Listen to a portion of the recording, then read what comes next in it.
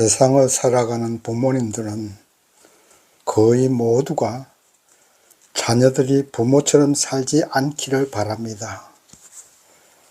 농사 짓는 부모님들은 농사일이 너무 힘드니까 자녀들이 제발 농사 짓지 않고 편한 사무직에 종사하기를 원합니다. 사실 사무직에 종사하는 것도 그렇게 좋은 것은 아니지만, 그러나 농사 짓는 입장에서, 부모님의 입장에서 보면 자기들보다는 훨씬 나은 것 같거든요. 그래서 그렇게 생각합니다. 그 외에 어떤 직업을 가지고 있든지 대개는 다 고통이 있기 때문에, 어려움이 있기 때문에 자녀들이 아버지의 직업을 이어받기를 원하지 않습니다. 그러나 세상의 직업이 아닌 삶을 살아가는 모습만은 자녀에게 떳떳하고 부끄러움 없이 살려고 노력합니다. 그리고 자녀들에게 부끄럽지 않는 삶을 사는 분들이 실제로 많이 있습니다. 오늘 본문의 바울은 고린도 교인들을 향해서 너희는 나를 본받는 자 되라고 자신 있게 말합니다. 여러분은 세상 사람들에게 또는 자녀들에게 나를 본받는 자 되라고 자신 있게 말할 수 있겠습니까?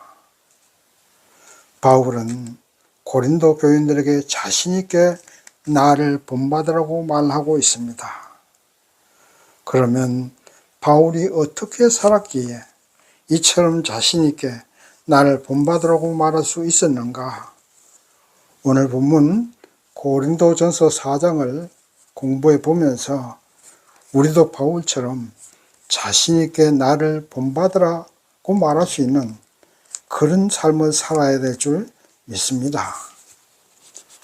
자신 있게 나를 본받는 자 되라는 말을 할 수 있으려면 첫 번째, 최선을 다해 충성하는 삶을 살아야 됩니다. 본문 말씀 고린도전서 4장 1절 2절 말씀 보시겠습니다. 사람이 마땅히 우리를 그리스도의 일꾼이요 하나님의 비밀을 맡은 자로 여길지어다. 그리고 맡은 자에게 구할 것은 충성이니라. 아멘. 한마디로 말하면 바울은 어디에서 와서 무엇을 하다가 어디로 갈 것인가를 분명히 알고 있었습니다. 바로 하나님에게서 왔고 하나님이 맡기신 하나님의 비밀의 사명을 감당하다가 마지막에 다시 하나님 앞으로 가는 것이었습니다. 그래서 바울은 자신이 그리스도의 일꾼이고 하나님의 비밀을 맡은 자라고 말하고 있습니다. 일꾼이라는 사람은 자신의 주권이 없습니다.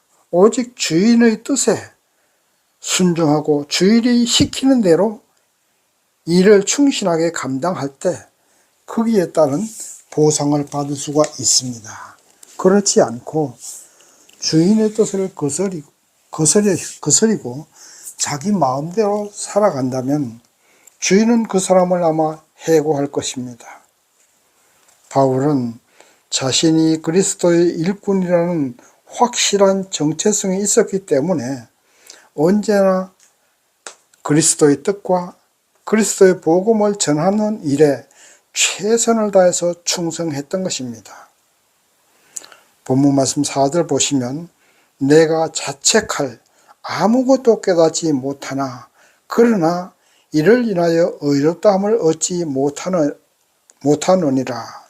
못하노라. 나를 판단하실 이는 주시니라.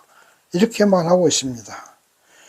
그리스도의 일꾼으로 양심에 자책할 것이 없을 정도로 충성해 왔고 그리고 앞으로도 충성할 것이다. 그러나 바울은 자기 스스로 내가 의롭다고 말할 수는 없다고 말합니다. 왜냐하면 판단하시는 이는 주님이시기 때문입니다.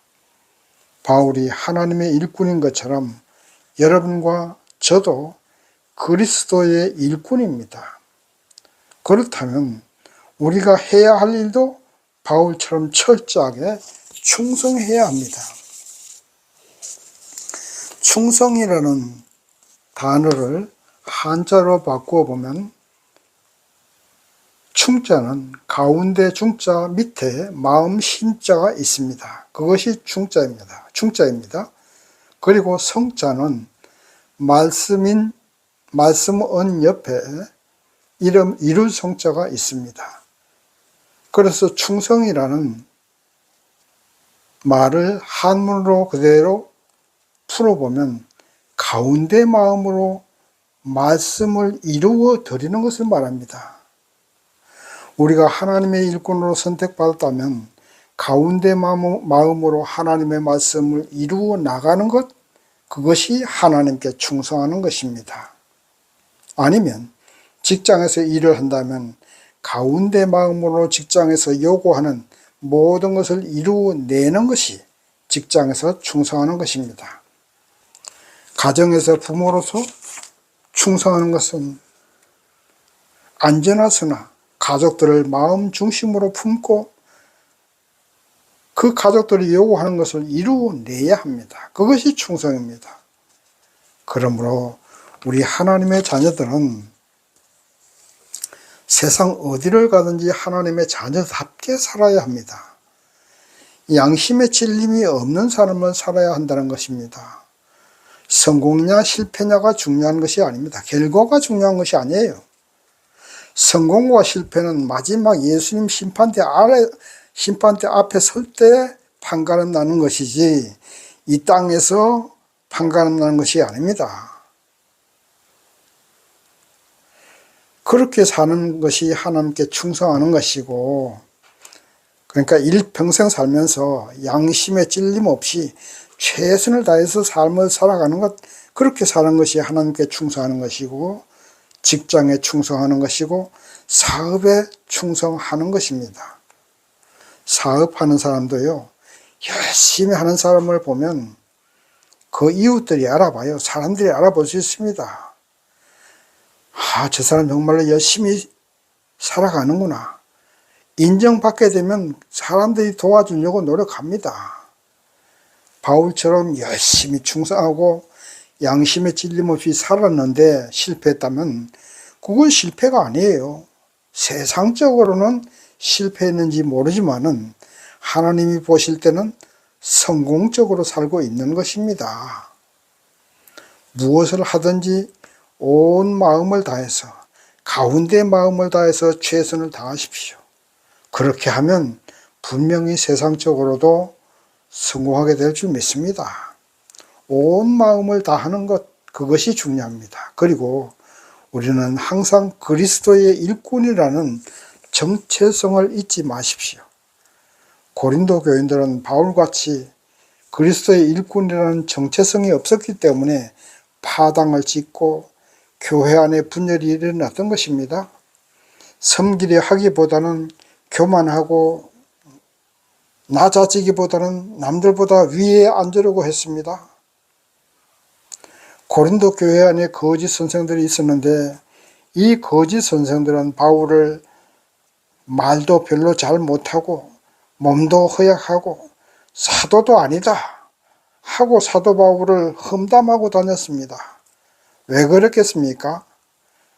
고린도 교회를 설립한 바울을 비방하고 낮추어야 자신들이 바울보다 뛰어난 사람이 되기 때문입니다. 그러나 정말로 실력이 있는 사람은 남을 비방하지 않아요. 저절로 세상에 인정해 주게 되어 있습니다. 세상에 인정받으려고 남을 비방하지 마세요. 하나님께 충성하십시오. 직장에 충성하십시오. 그러면 분명히 나를 비방하는 사람이 생길 수도 있습니다. 질투하기 때문이에요. 아니면 나를 밟고 자신이 올라서려 하기 때문입니다. 그런 것에 신경 쓰지 마세요. 사람에게 신경 쓰고 사람과 경쟁하면 절대 1등 못합니다. 나 자신과 싸우고 나 자신을 이겨내야 1등을 하고 하나님께 인정받고 직장에서도 인정받고 가정과 사회에서도 인정받을 수 있는 것입니다. 그게 충성이에요. 누가 보든 안 보든 내 마음 중심으로 최선을 다하세요. 직장 생활이든 사업체를 운영하든 가정의 부모로서이든 어떤 신분으로이든지 간에 나 자신을 이겨내고 나 자신의 양심을 속이지 않고 살아가야 합니다. 그렇게 할 때 바울처럼 나를 본받으라 라고 말할 수 있습니다. 나는 나 스스로 양심에 거리낌이 없고 자책할 일이 없다고 말할 수 있습니다. 아무 보는 사람이 없어도 하나님은 항상 나를 지켜보고 계십니다. 나를 지켜보고 계시는 하나님을 의식하고 그 하나님께 충성하는 삶을 살아가시기 바랍니다. 그럴 때 하나님은 나를 인정하시고 마지막 심판 때 상급을 주시리라 믿습니다. 그러나 주의할 것은 그렇게 살았다 할지라도 스스로 나는 의롭다고 해서는 안 됩니다. 내가 나를 판단해서도 안 되고 내가 남을 판단해서도 안 됩니다. 왜냐하면 판단하시는 이는 주님이시기 때문입니다. 언제나 겸손하면서도 양심에 거리낌 없이 마음 중심으로 하나님께 충성하는 우리가 되어야 될 줄 믿습니다. 두 번째, 고린도 교인들에 대한 책망을 보겠습니다. 오늘 본문 말씀 7절 말씀 보시겠습니다. 누가 너를 구별하였느뇨? 네게 있는 것 중에 받지 아니한 것이 무엇이뇨? 네가 받았은즉 어찌하여 받지 아니한 것 같이 자랑하느뇨? 바울은 고린도 교인들을 향해서 누가 너희를 바울파 아볼로파 이렇게 구별하였느냐 하고 묻습니다. 모두가 다 그리스도 예수 안에서 동일한 하나님의 자녀들인데 왜 당을 짓고 파벌을 조성하느냐 하고 책망하는 것입니다. 또한 너희가 가진 지식, 지혜, 생명까지도 하나님께 받지 아니한 것이 뭐가 있느냐 이 말입니다. 모두가 다 하나님께 받은 것인데 왜 자기가 잘난 것처럼 똑똑하고 지혜로운 것처럼 자랑하느냐 하고 책망하고 있습니다. 또 8절 말씀 보시면 너희가 배부르며 이미 부요하며 우리 없이 왕노릇하였도다 하고 책망합니다. 고린도 교인들은 영적으로 배부르고 부요해서 사도들이 필요 없는 것처럼 교만하다고 책망합니다. 성도들이 책망받지 않으려면 언제나 자기 신분을 알고 자신의 주제 파악을 해야 합니다. 우리는 하나님께 택함받은 하나님의 자녀요. 내가 가진 모든 것이 하나님의 은혜임을 자각하고 있어야 됩니다. 이러한 자기 자신의 연약함과 하나님의 은혜를 깨달아서 알고 있을 때 겸손할 수 있습니다. 내 것은 아무것도 없어요. 모든 것이 하나님의 것입니다. 이것을 알고 있을 때 겸손할 수 있는 것이지요. 그리고 고린도 교인들은 사도들이 없어도 얼마든지 자기들끼리 교회를 운영하고 또 이미 하나님께 대한 지식도 충분하다고 생각했습니다. 성도는 항상 겸손해야 되고 낮은 자세로 하나님께 무릎 꿇어야 합니다. 하나님은 겸손한 자에게 복을 주십니다. 이것은 세상에서도 그렇지요. 세상에서도 겸손한 자가 환영받지 교만한 사람은 어딜 가든지 배척받게 됩니다. 그리고 정말로 지식이 많은 사람은 자신의 지식을 자랑하지 않아요. 정말로 돈이 많은 사람은 돈 자랑하지 않습니다. 아무리 세상에 인정 안 해도 지식이 있는 사람은 지식이 있는데 무엇하러 지식이 있는 사람처럼 행동합니까? 겸손해지죠. 그리고 돈 있는 사람도 돈 자랑하지 않습니다. 세상에 인정하든 안 하든 돈 있는 사람인데 무엇하러 돈 있는 사람처럼 교만해야 됩니까? 항상 교만하고 잘난 체 하는 사람은 얼치기들, 이것도 아니고 저것도 아닌 얼치기들이 그렇게 합니다. 조금 지식 있는 사람, 조금 돈 있는 사람들이 돈 잘하고 돈 있는 사람처럼 행동하고 그렇게 합니다. 익은 벼가 고개를 숙인다고 하지 않습니까? 교만하고 자기 자랑하고 하나님 없이도 살아갈 것처럼 설쳐대는 사람들은 아직 익지 않은 벼와 같습니다. 우리는 항상 배가 고파야 돼요. 하나님의 은혜에 배가 고파야 하고 하나님의 말씀에 배고파야 하고 기도에 배가 고파야 하고 그래야만 말씀을 읽게 되고 기도하게 되고 은혜 받으려고 노력합니다. 배부른 사람에게는 발전이 없어요. 배고픈 사람이라야 발전이 있습니다. 하나님께 책망받지 않으려면 배고픈 사람이 되십시오. 겸손한 사람이 되십시오. 마음이 가난한 사람이 되십시오. 마음이 가난한 사람은 항상 하나님의 은혜를 사모합니다. 언제나 겸손합니다. 이런 사람이 천국의 주인이 될 수가 있는 것입니다. 모든 방면에서 자기 자랑하고 잘난 체하고 없으면서 있는 사람처럼 행동하고 모르면서 아는 체하고 아는 이런 사람은 결국 하나님께 심판받아 세상에서 결코 환영받지 못합니다. 마지막에 웃는 사람이 진정한 승리자입니다. 마지막 심판날에 하나님께 영광의 멸류관을 받아 쓰는 사람이 진정한 승자입니다. 마지막 심판날 영광의 멸류관을 받아 쓰시려면 겸손하십시오. 은혜에 배고픈 사람이 되시고 말씀에 배고픈 사람이 되십시오. 가난한 마음으로 살아가야 합니다. 그래야 진정한 천국 백성이 될 수가 있는 것입니다. 예수와 하나 되고 이웃과 하나 되고 모든 사람과 십자가와 하나 되려면 내가 죽어지고 겸손해지고 섬기는 자가 돼야 됩니다. 고린도 교인들처럼 책망받는 성도가 되지 않기 위해서 언제나 자신을 예수님의 입장에서 살펴보시고 바라보시기 바랍니다. 바울은 고린도 교인들을 볼 때 아직 밥도 못 먹는 어린 나이 신앙인데 배부른 것처럼 지혜 있는 것처럼 교만하게 행동하지 않으려면 예수님의 입장에서 바라보라고 말을 합니다. 예수께서 나를 보시고 뭐라고 하실까를 생각하셔야만 됩니다. 예수님이 항상 내 앞에서 나를 바라보고 계신다고 생각할 때 겸손할 수 있게 되는 겁니다. 범죄할 수 없겠지요. 예수님이 바라보고 계시는데 어떻게 범죄합니까? 한편으로는 두렵고 떨리기도 하겠지요. 하지만 또 한편으로는 감사와 평화가 오기도 합니다. 예수님이 항상 나를 지켜보고 계시고 보호해 주시기도 하시기 때문입니다. 그래서 우리는 바울처럼 나를 본받으라고 말할 수 있는 삶을 살려면 예수님이 나를 지켜보고 계시고 나와 함께 계시고 나를 보호해 주시고 응원해 주신다는 사실을 잊지 않고 살아야 됩니다.